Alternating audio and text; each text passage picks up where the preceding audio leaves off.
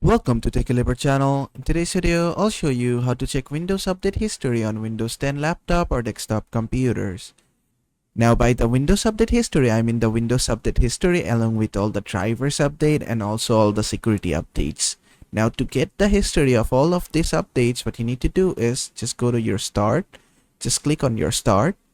From here, just go to settings. Then just expand this window. From here, just go to update and security.